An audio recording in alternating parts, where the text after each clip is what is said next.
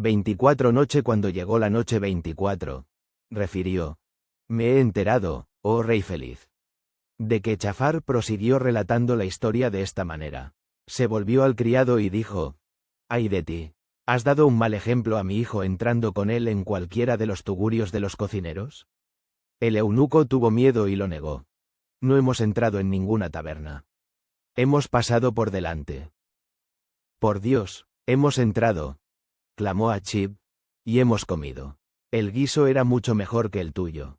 La abuela se fue a contárselo a su cuñado y lo incitó en contra del criado. Este compareció ante el visir, quien le preguntó: ¿Por qué has entrado con mi hijo en una taberna? El criado se asustó y volvió a negarlo. No hemos entrado. Mientes, exclamó Achib. Hemos entrado y hemos comido granos de granada hasta hartarnos. El cocinero nos ha dado bebidas heladas y azucaradas. El enojo del visir creció e insistió, pero el criado siguió negando. El ministro le dijo: Si es cierto lo que dices, siéntate delante de nosotros y come. El criado quiso comer algo, pero no pudo y tuvo que sacar el bocado. Dijo: Señor, aún estoy lleno de ayer. El ministro se convenció de que había comido en la taberna. Mandó a los criados que lo tumbaron en el suelo, lo tendieron y empezaron a darle golpes muy dolorosos. Pero él seguía diciendo: Señor, estoy aún harto de ayer. Siguieron pegándole, mientras el ministro le exhortaba a decir la verdad. Por fin confesó: Sabe que hemos entrado en la tienda de un cocinero que guisa los granos de granada y nos los ha dejado probar. Por Dios, nunca en mi vida he comido nada semejante, y nunca he probado nada tan malo como lo que tengo delante. La madre de Hassan Badar al-Din se indignó y exclamó: Pues no te queda más remedio que ir a ese cocinero y traernos una escudilla de granos de granada, de esos que él tiene.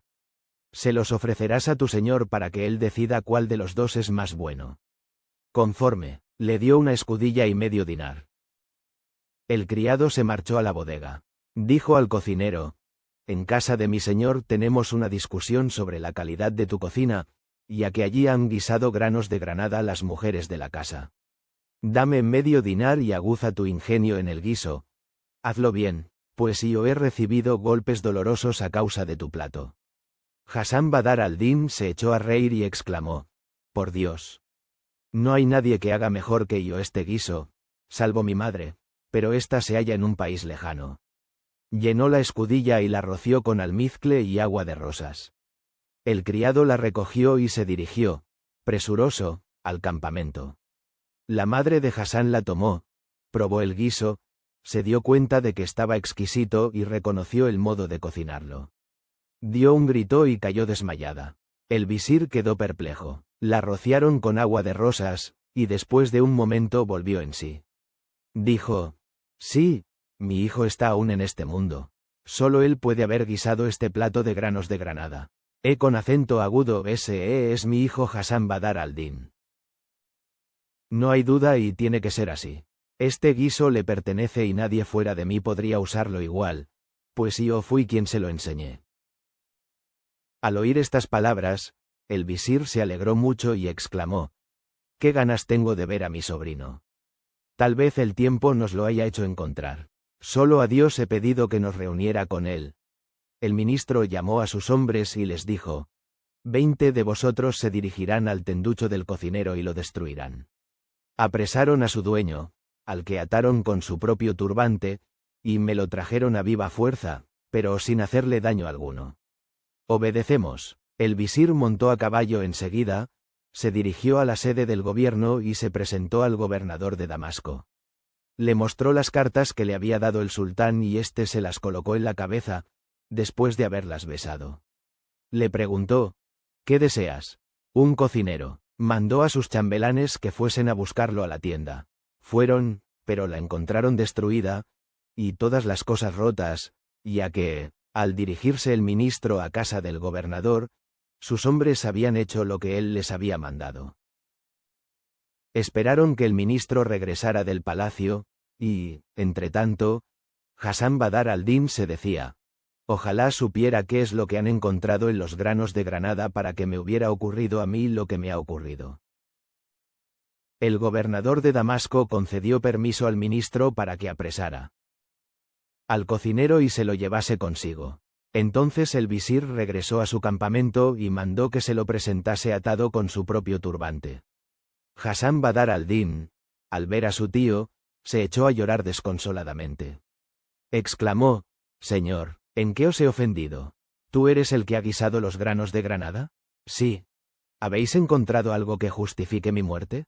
Con acento agudo, ese es el menor de tus méritos. ¿No me informáis de mi culpa? Sí. Ahora mismo». El ministro llamó a sus servidores y les dijo: «Preparad los camellos». Cogieron a Hasan Badar al-Din, lo metieron en una caja y lo encerraron en ella. Emprendieron el viaje y no cesaron de andar hasta la llegada de la noche, en que acamparon y comieron un poco. Sacaron a Hasan Badar al-Din, le dieron de comer y lo volvieron a meter en la caja. Hicieron lo mismo repetidas veces hasta que, llegados a cierto lugar, sacaron de la caja a Hasan Badar al-Din y el ministro le preguntó: «¿Tú eres el que dio los granos de Granada?» «Sí, señor», exclamó. «Atadlo». Así lo hicieron y lo metieron de nuevo en la caja. Siguieron andando hasta llegar a Egipto. Acamparon en Al-Zaidani y el visir mandó que sacasen a Hasan Badar al-Din de la caja y que compareciera un carpintero, al que dijo: «Fabrica un juego de maderos para este». Hasan Badar al-Din le preguntó: «¿Qué quieres hacer con ellos?» «Te sacrificaré, te clavaré y te pasearé por toda la ciudad». «¿Por qué vas a hacer eso conmigo?» «Porque los granos de Granada no estaban bien guisados, les faltaba un poco de pimienta». «¿Y solo porque faltaba un poco de pimienta vas a hacer conmigo todo esto? ¿No te basta con el haberme encajonado y el haberme dado de comer una sola vez al día? Como no había pimienta, tu recompensa es la muerte». Hasan Badar al-Din se quedó perplejo y triste y empezó a meditar. El ministro le preguntó: «¿Qué piensas? En los cerebros débiles como el tuyo. Si fueras inteligente no harías conmigo todo esto solo porque faltaba un poco de pimienta. A mí me incumbe corregirte para que nunca más vuelvas a hacerlo. Lo que estás haciendo, de poco sirve para corregirme. No hay vuelta de hoja. He de crucificarte». Mientras se desarrollaba esta escena, el carpintero preparaba los maderos bajo su mirada. Así llegó la noche. Su tío lo metió en la caja y le dijo: «Mañana será el día de tu crucifixión». Esperó hasta darse cuenta de que se había quedado dormido. Entonces montó a caballo, cogió la caja, que colocó delante de sí, cruzó la ciudad y entró en su casa. Dijo a su hija Sit al-Hasen: «Loado sea Dios que te ha reunido con tu primo. Levántate, arregla la habitación tal como estaba la noche de bodas». La mujer impartió órdenes a las criadas, y éstas encendieron las velas. El ministro sacó la hoja en que había anotado la disposición de los objetos en el interior de la habitación, la leyó y mandó que se colocara cada cosa en su sitio, de tal modo que quien lo viera pudiera convencerse de que era la noche de bodas. Ordenó que se pusiese el turbante de Hasan Badar al-Din en el mismo sitio en que él lo había dejado. Lo mismo hizo con los zaragüeyes y con la bolsa que estaba debajo del colchón. Después mandó a su hija que se adornara de la misma manera como lo había hecho en la noche de su matrimonio y que entrase en el dormitorio. Le dijo: «Cuando se te acerque tu primo, dile: mucho te has entretenido en el retreat. Deja que esté contigo y habla con él hasta que llegue el día, pues se ha prescrito que llegue esa fecha». El ministro, después de romper las ataduras de los pies de Badar al-Din, sacó a este de la caja, le quitó los vestidos que llevaba puestos y lo dejó en camisa de dormir, sin zaragüeyes. Él seguía durmiendo, sin darse cuenta de nada. Cuando Badar al-Din se despertó, se encontró en un vestíbulo bien iluminado. Se dijo: «¿Estoy soñando o despierto?». Se puso en pie y se acercó a la puerta.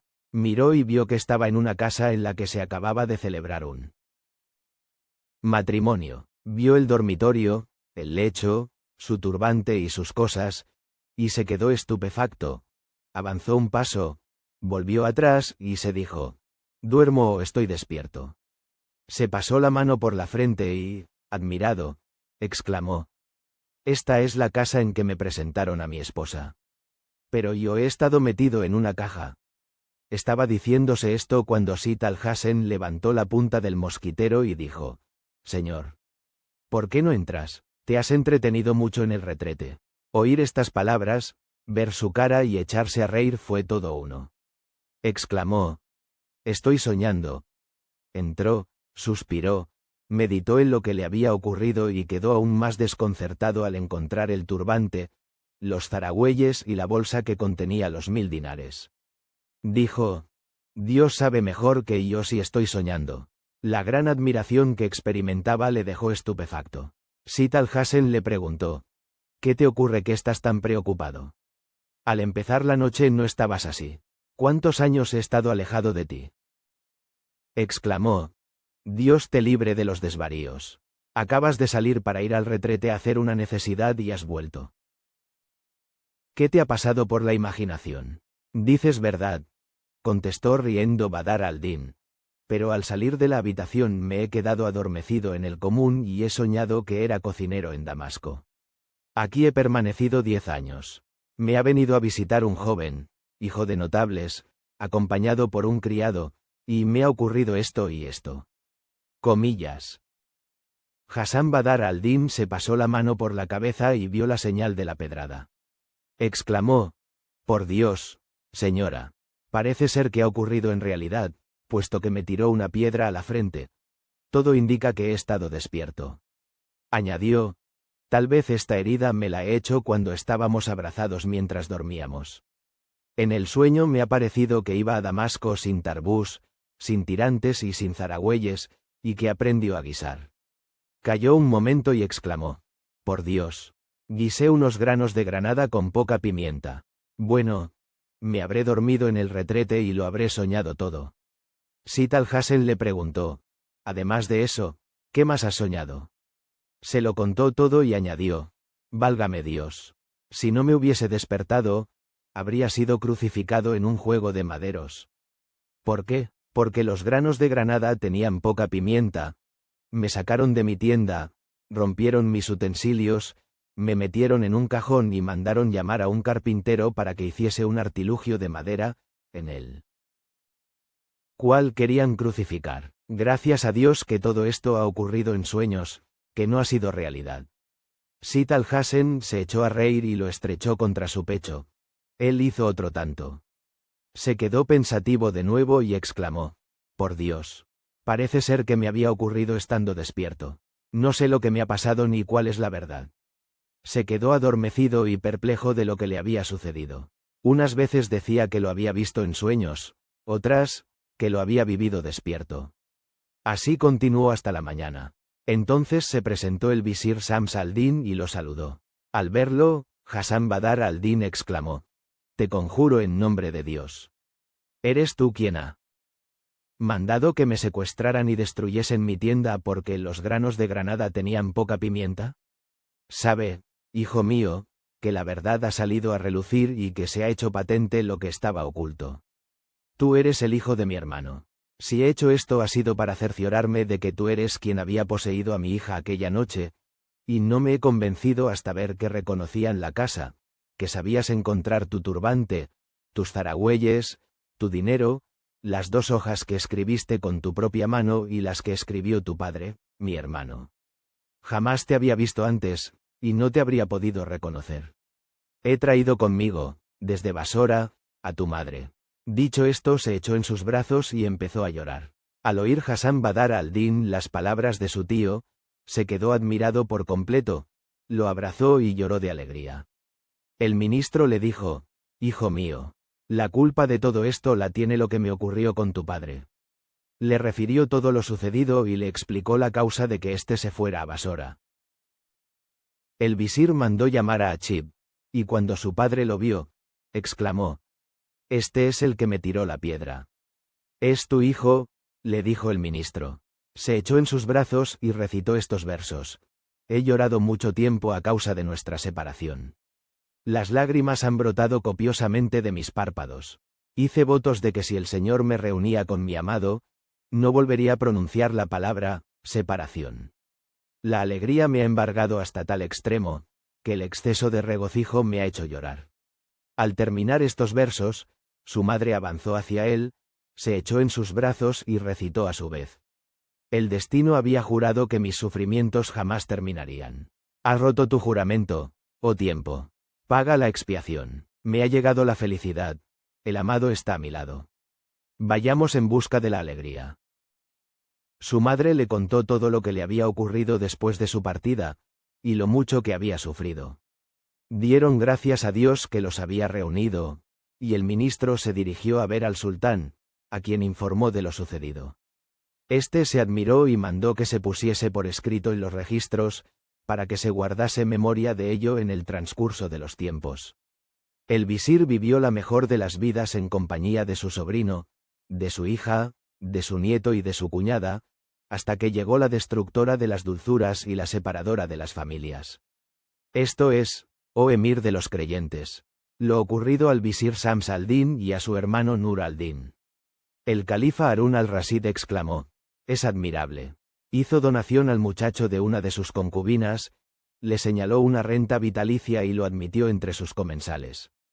Sheresade dijo: «Pero esto es menos portentoso que lo ocurrido al jorobado, al judío, al superintendente y al cristiano». El rey Shahryar preguntó: «¿Cuál es su historia?». «El jorobado, el judío, el superintendente y el cristiano», refirió Sheresade. «He oído decir, oh rey feliz, que en lo más antiguo del tiempo y de las edades, y de los siglos más remotos, había en la ciudad de China un sastre que tenía una posición desahogada, al que le gustaba divertirse y distraerse. Él y su esposa salían algunas veces para pasear por los lugares más hermosos. Cierto día en que salieron al amanecer, regresaron a su casa y ya oscurecido, por la tarde. Encontraron en el camino a un hombre jorobado, cuyo aspecto habría hecho reír al más enojado, y hubiese terminado con las penas del más triste. El sastre y su mujer se fijaron en él y lo invitaron a que los acompañase a su casa a cenar con ellos. Aceptó y se fue con ellos hasta la casa. El sastre se dirigió al mercado, caída y a la noche, para comprar. Adquirió pescado frito, pan, limones y dulces con los que alimentarse. Regresó, colocó el pescado delante del jorobado y se sentaron a comer. La mujer del sastre cogió un gran pedazo de pescado, lo metió en la boca del jorobado y le tapó la boca diciéndole: «Por Dios, debes comértelo de una sola vez, de un bocado, pues no he de darte tiempo para que lo mastiques». Lo engulle, pero el pescado tenía una espina muy grande, que se le clavó en la garganta. Le había llegado su hora y murió en el acto. Sheresade se dio cuenta de que amanecía e interrumpió el relato para el cual le habían dado permiso.